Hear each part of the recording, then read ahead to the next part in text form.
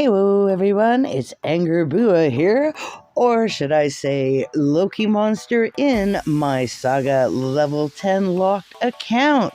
I have been having a great time playing with this account, and I want to share with you what I have discovered is the best in-slot gear. So these are my current stats after finishing Mossmere. As you see, we're around the 350, 370 range for most of those. So we're going to start out at the Tree Temple, and you're going to have to, when you get here, play a little bit of the intro until you unlock Safeguard over here.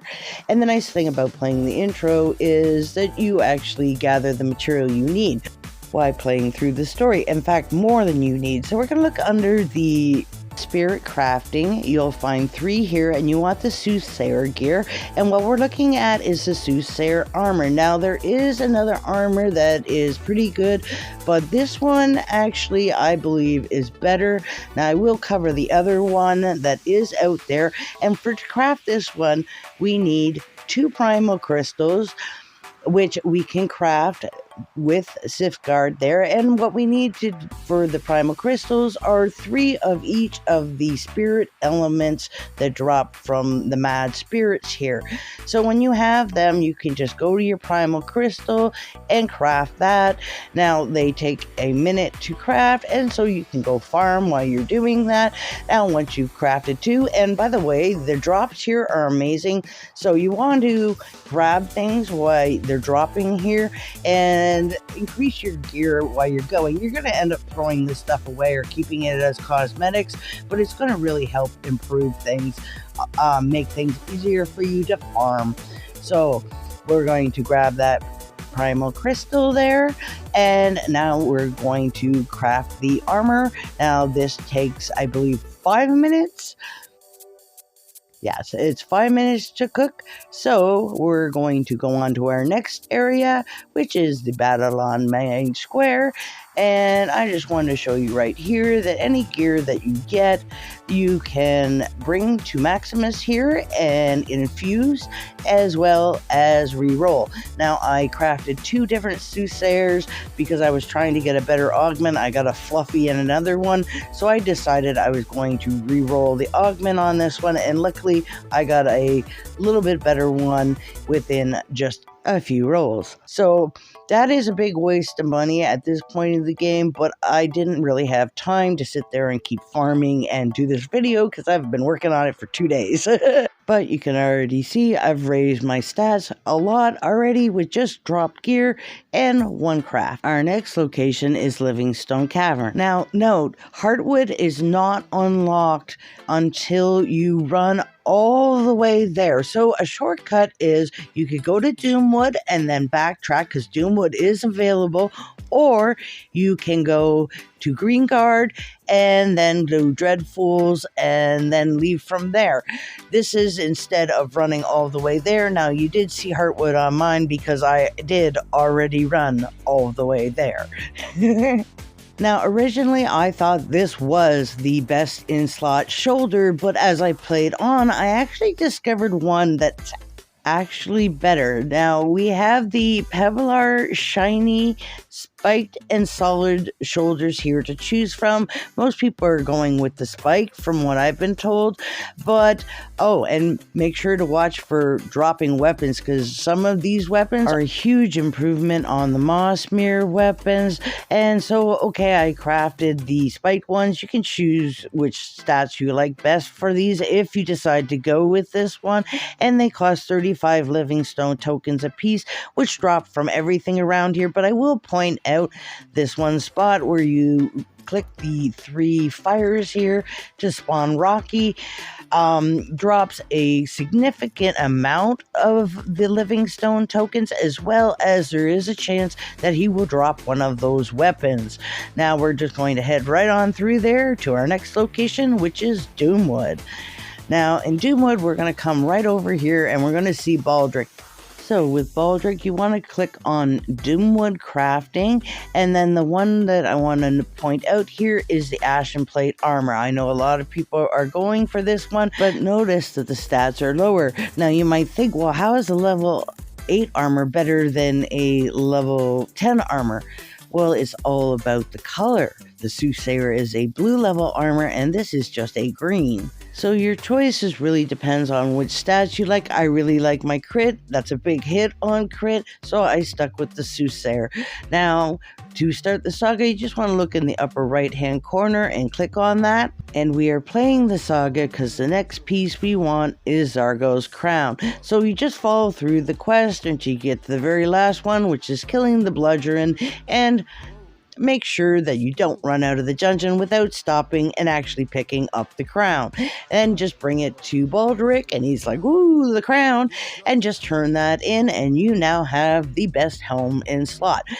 For you rare collectors out there, do you realize there are 4 Crowns of the Dead, and this is the one that gets deleted most often and is not recraftable? The difference lies in the gem. So the next one we're going to do is with Brother Bearson here, and it's under the Cave of Unrest crafts, and the one we're doing here is the Optical Mantle. Now, while you're doing the crown, you will have to run this dungeon, so you will be able to get some of these pieces. So make sure to pick up your drops, as well as you want to make sure to grab these quests. There's 4 of them. They're all worth about 1,000 gold, and you're going to need that to infuse all this stuff. Now, all the items drop in the dungeon with one exception, which is the metal stitches, and you can buy them from Baldric. So we have gotten all our stuff. We're going to craft our shoulders here, and that will take 5 minutes. So I actually crafted this twice because I got a meh kind of roll on mine, like fluffy and adequate there, and I really crapped one. So once again, I just did a re-roll. But you know what? I would have just kept farming if I didn't have to get a video out as fast as possible to help you make your decision on what you want to farm. So like I said, I did have enough materials for the ashen plate. You will have to buy both the broken armor pieces and the metal stitches from Baldric's shop there. So as you can see, this is the ashen plate stats versus my Soothsayer stats. So our next trip is to Bone Cliffs, and we are headed up beside the castle up the long side. I'm just going to skip ahead a bit. We're going to talk to Lydia right here, and in Lydia's crafting we have the medicine pouch. But I'm not here for this belt. But if you are here for this one, you're going to need zombie skin and cotton thread and glue. Now, zombie skin drops in the dungeon. You have the cotton thread and the glue here that you can buy, and you can just enter this dungeon here, the Umbral Caves, and just farm. But what I'm here for is the uncommon Doomwood chest and the blue cape. Now, you can farm this in any of the Doomwood dungeons, but I've always liked Umbral Caves or the Crypts the best for farming uncommon chests. Now, I did, while I was farming that, manage to get enough zombie skins to go ahead and craft the medicine pouch. So as you can see, these are the stats, and these are the stats compared to a dropped Spirit Warrior belt I am wearing from the World Tree. Like I said, pick up that gear to help you along. Now we are going to actually go farm the belt we want, and to do that, we are going to the Feedlands and Celadon Forest. And my favorite spot to farm here is over by the Paladins, because they help you out, and that healing is going to help you with this. And we are here to get Lore Master stuff. So we want the Lore Master Tomb. And that's not all we want here. We want the Lore Master rings as well. And while you're here, if you're not ready to do the really hard one for your boots, you can actually grab the Celadon leather boots there. They're pretty darn good as well. And also, I am upgrading my weapon drop from Livingstone with the Crimson Great Sword of Celadon, which is a little bit of an improvement. And now for the hard best in slot, the boots. Now, you're going to need a friend for this, and we're traveling to Lelotia, and we are going to go on the pirate excursion. And here you have a choice. You could go with the Red Betty, where the boss the drop you're looking for is very RNG, or you could go to the Mysterious Island and the Howling Caverns, where you've got a 50-50 chance of the boss spawning. So you want either the left or right peg leg. Now, note, these are both rare drops, and this is way over your level to be playing. Why there's a level 10 drop here, I have no idea. Like I said, you're going to need some help. Now, I helped my friend Joshua farm his peg leg yesterday with my main, and now he's using his main to help me, and we helped somebody else who beat me to it. But eventually I did get one of the legs, but I did have to settle for the right. So our final piece of gear is the weapon, and for that we're going to Green Guard, and we are going to Westmere. Now, you could have done this way earlier if you wanted to, but you have to play through the story a little bit until Titan unlocks, and I was already in the World Tree doing stuff, so I actually left this to last.